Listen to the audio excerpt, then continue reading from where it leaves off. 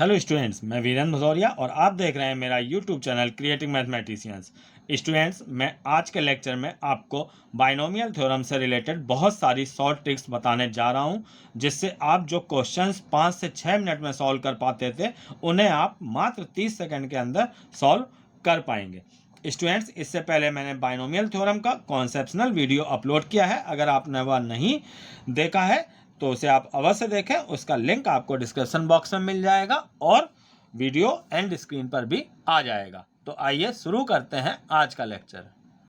Students, मेरी पहली short trick जो है वो x plus A to the power n के एक्सपेंशन में ग्रेटेस्ट टर्म निकालना, इसके ऊपर होगी। जैसे क्वेश्चन देखिए, find the numerically greatest term in the expansion of 3 minus 5x to the whole power 15 where x equal to 1/5। तो हमें इसके एक्सपेंशन में निकालना है ग्रेटेस्ट टर्म। तो है क्या, देखिए यहाँ पे इसको अगर आप जनरल प्रोसेस से करते हैं तो आपने इस फार्मूले को T R plus 1 upon T R equal to N minus R plus 1 upon R और इंटू ए बाई एक्स, इस फार्मूले को यूज करके इसमें एन की, ए की, एक्स की ये सारी वैल्यूज रख के आप फिर T R plus 1 upon T are ये ग्रेटर इक्वल देन 1 इसको रख के और पूरा सॉल्व करके आर लेस और इक्वल देन के या के राइट समथिंग कुछ भी इस तरीके से आता था। तब जाके आप 8-10 लाइन बाद ये कर पाते थे कि पता कि आर जो है मतलब कि वैल्यू क्या होगी। तो यहाँ पर अब इसको समझिए कि क्या शॉर्ट ट्रिक है। केवल आपको बस एक फार्मूला लर्न करना है कि कौन सा टर्म जो है वो हमारा ग्रेटेस्ट टर्म होगा। ये पता करने के लिए मैं फार्मूला एक लिख रहा हूँ, m इक्वल टू, बहुत इजी फार्मूला है, n plus 1 upon 1 plus mod x upon a। Mod मैंने इसलिए लिया है क्योंकि यहाँ पे न्यूमेरिकली वैल्यू निकालनी होती है, तो ये a अगर माइनस में हो चाहे प्लस में हो, हमको प्लस में ही लेना है। तो यहाँ पर m जो है वो टर्म को शो करता है, ग्रेटेस्ट टर्म को, कि कौन सा टर्म जो है वो ग्रेटेस्ट टर्म है। n जो है वो इस होल पावर को शो कर रहा है, x ये पहली पोजीशन वाला और a जो है वो दूसरी पोजीशन वाला। अब देखिए इस क्वेश्चन को, इसमें हम m इक्वल टू रखते हैं, ये फार्मूला n हो गया हमारा 15 plus 1 upon 1 plus mod x upon a. x देखिए यहाँ पे 3 है, अपॉन a जो है वो हमारा -5x है। तो इस तरीके से ऊपर हमारा 16 आ जाएगा, नीचे ये 1 प्लस मॉड 3 अपॉन देखिए -5 और x की वैल्यू जो दी गई है ये भी हम रख देंगे 1 अपॉन 5, हमारा ऊपर पहुंच जाएगा ये।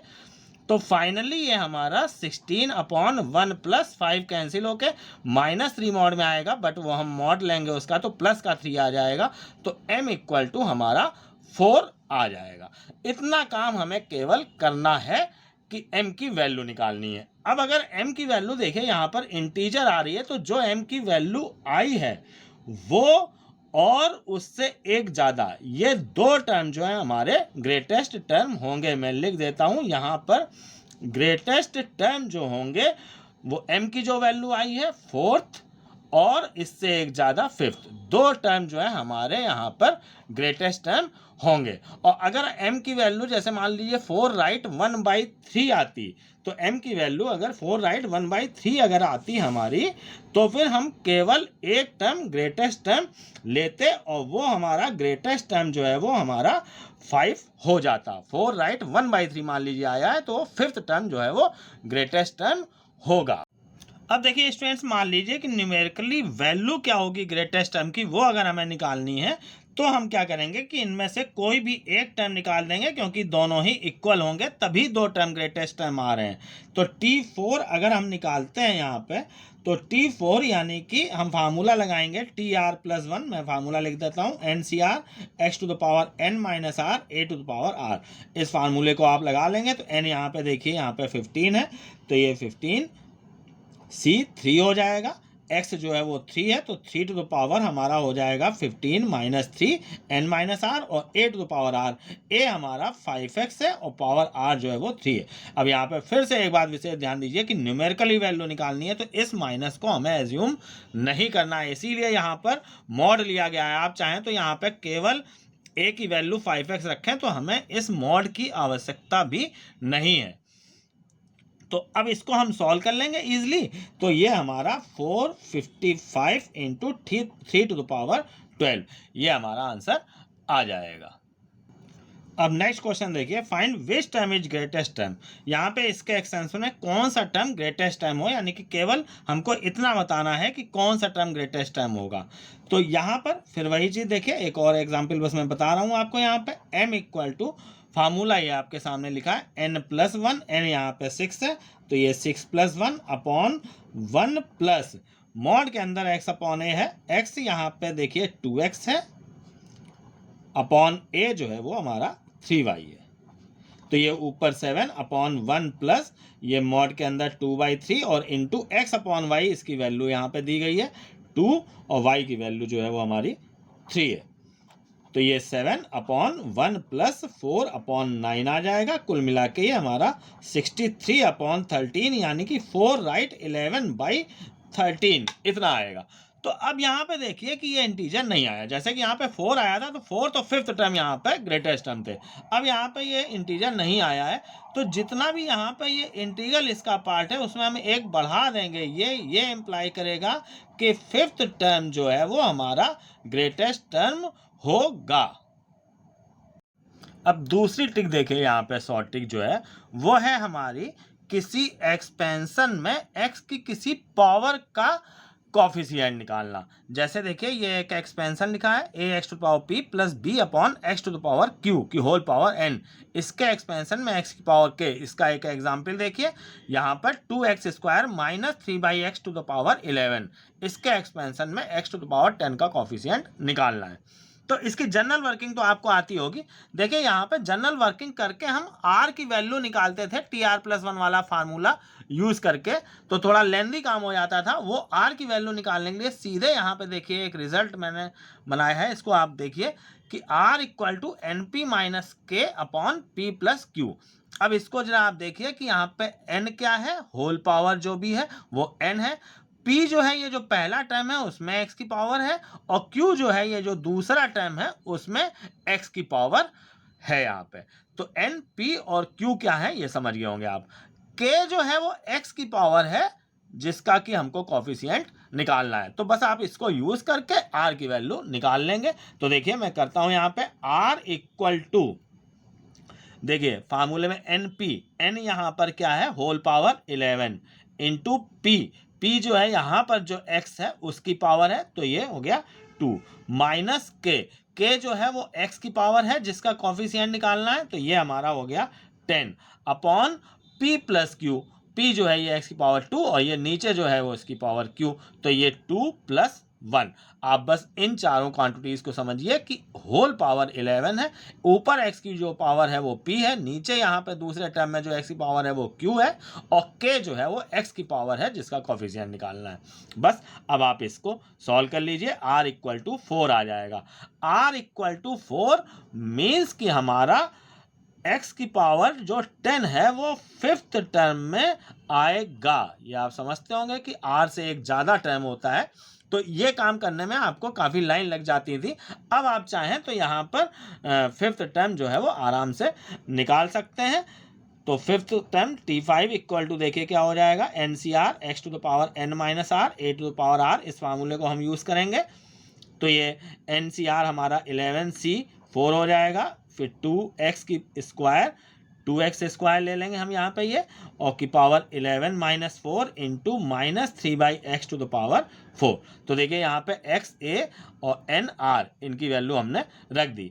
अब इसको देखिए यहाँ पे हम सॉल्व कर लेंगे, ये रखा रहने देते हैं 11c4, देखिए ये 2 की पावर 11 - 4 मतलब कि 7 हो जाएगी, इसको मैं 7 ही लिख देता हूँ, और ये -3 की पावर 4, तो माइनस की पावर 4, तो ये तो प्लस हो जाएगा, 3 की पावर 4 इतना आ जाएगा। और बाकी ये x² की पावर 7 और ये अपॉन में x की पावर 4, इसमें आपको रखने की आवश्यकता नहीं है क्योंकि आप कॉफिशिएंट निकाल रहे हैं।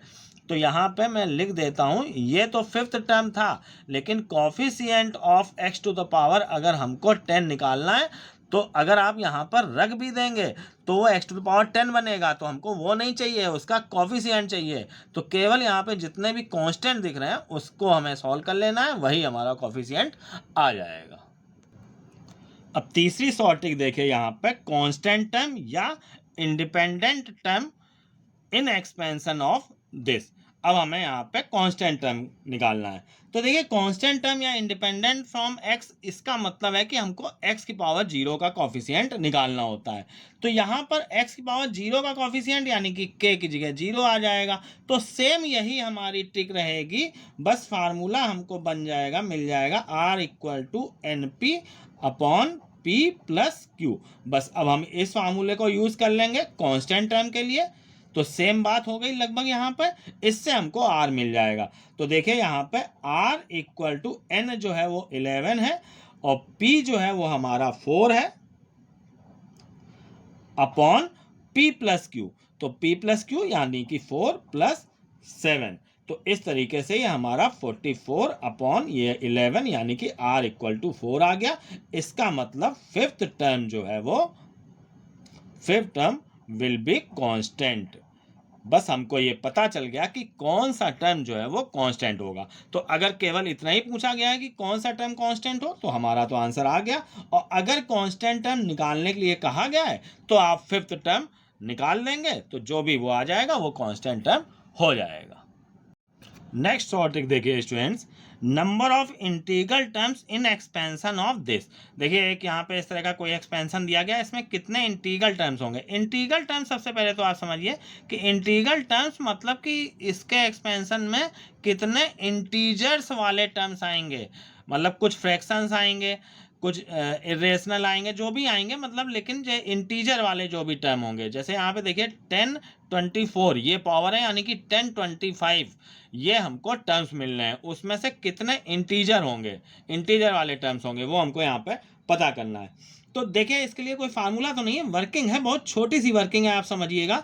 जो भी यहाँ पे ये सर्ट्स हैं जैसे 1/2 1/8, तो अपॉन में जो नंबर है इनका आप एलसीएम ले लेंगे। Take LCM of 2 and 8। अब 2 और 8 का एलसीएम जो है वो हमारा 8 आ जाएगा। उसके बाद हमें करना क्या है कि ये जो भी पावर है उसको हम इस एलसीएम से डिवाइड करके देखेंगे, यानी कि 10 24 अपॉन 8 ये जितना भी आ जाए तो इसको जब हम डिवाइड करेंगे तो ये हमारा 128 आ जाएगा। अब इतने टर्म्स हमारे जो हैं वो इंटीग्रल हो सकते हैं या इससे एक ज़्यादा हो सकता है। अभी तक की पूरी बात आप समझ लीजिए कि जो भी यहाँ पे अपॉन में नंबर है, इस तरह के पावर वाले सर्ट्स वाले टर्म्स मिलेंगे आपको जब ये इंटीग्रल टर्म्स पूछे जाएंगे, तो उसमें जो भी अपॉन में नंबर है उनका हमने एलसीएम लिया और जो होल पावर है उससे डिवाइड किया, तो ये 128 आ गया। अब 128 या इससे एक ज़्यादा यानी कि 129 टर्म्स जो हैं वो हमारे इंटीजर वाले टर्म्स होंगे। अब लेकिन हमको एक ऐड करना है कि नहीं ऐड करना है, इसके लिए आप बात को समझिएगा ढंग से कि ये जो होल पावर है इसमें हम ये जो x की साइड है, x की साइड जैसे 1/2 है, तो हम इसमें अपॉन में जो नंबर है इससे डिवाइड करेंगे। और अगर ये इंटीजर आ जाता है, जैसे ये देखिए 512 आया, ये इंटीजर आया, यानी कि कुल मिला के ये 2 जो है वो इस पावर से डिविजिबल है। यहाँ पे जो अपॉन में नंबर लिखा है वो इस पावर से अगर डिविजिबल है यानी कि इंटीजर अगर आ रहा है तो एक यहाँ पे हम टर्म बढ़ा देंगे तो 129 टर्म्स हो जाएंगे। और मान लीजिए कि अगर ये इंटीजर ना आता, मान लीजिए यहाँ पे 1025 होता तो ये इंटीजर ना आता, तो केवल 128 जो है हमारे टर्म्स होते। अब एक बात तो यहाँ पे एक तरह का क्वेश्चन तो हो गया। अब इसी में जरा दूसरी बात समझिएगा जो मैंने यहाँ पर आपको नहीं बताई। एक और एग्जाम्पल मैं लिख रहा हूँ, जैसे 9 to the power 1/4 plus 8 to the power 1/6 to whole power 500। अब हमें इसके एक्सपेंशन में इंटीग्रल टर्म्स निकालने हैं। तो अब यहाँ पे जो कंडीशन है उसको आप समझिएगा कि यहाँ पे ये जो x है, जैसे x की पावर कुछ भी थी, ऐसे ही यहाँ पे ये जो है y है, y की पावर कुछ भी थी, तो ये x और y जो है वो प्राइम नंबर होने चाहिए। तो देखिए यहाँ पे ये x और y जो है वो प्राइम नंबर नहीं है, तो इनको हम पहले प्राइम नंबर बनाएंगे, उसके बाद ये वर्किंग करेंगे। तो देखिए यहाँ पे पहले मैं इसको प्राइम बताता हूँ, फिर उसकी ये वर्किंग फिर से मैं आपको दोबारा समझाऊंगा। तो इसमें यहाँ पर देखिए इस 9 को हम लिख सकते हैं 3 की पावर 2 और होल पावर ये हमारा 1/4 हो गया। ऐसे ही यहाँ पे हम 8 को लिख सकते हैं 2 की पावर 3 और होल पावर ये जो भी है 1/6 और इस पूरे की होल पावर जो है वो हमारा 500 हो गया। तो अब यहाँ पर हम देखिए ये इसको लिख सकते हैं 3 टू द पावर 1/2 और प्लस यहाँ पे भी है 3 और 3 कैंसिल होके 2 की पावर 1/2 होल पावर 500 ये हमारा आ जाएगा। अब देखिए यहाँ पे ये जो हमारा क्वेश्चन बन गया ये इसी टाइप का क्वेश्चन बन गया। तो फाइनली ये जो एक्स वाई हैं वो प्राइम नंबर होने चाहिए, तब हम इस ट्रिक को अपना सकते हैं। वरना स्टूडेंट मैं आपको बता दूं इसका बड़ा लेंदी प्रोसेस होता है। ये क्वेश्चन अगर आ जाता है तो इसको करने में बहुत समय लगता है। तो अब इसको आप देखिए यहाँ पे मैंने क्या बताया कि यहाँ पे जो भी है नंबर अपॉन में इनका एलसीएम लेंगे।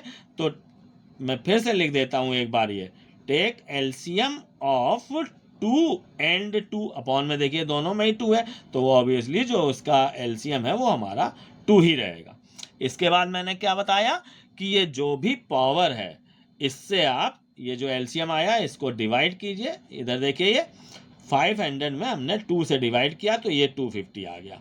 अब ये जो 250 आ गया या तो इतने ही टर्म होंगे या इससे एक ज़्यादा होगा, मतलब 251 हो सकते हैं।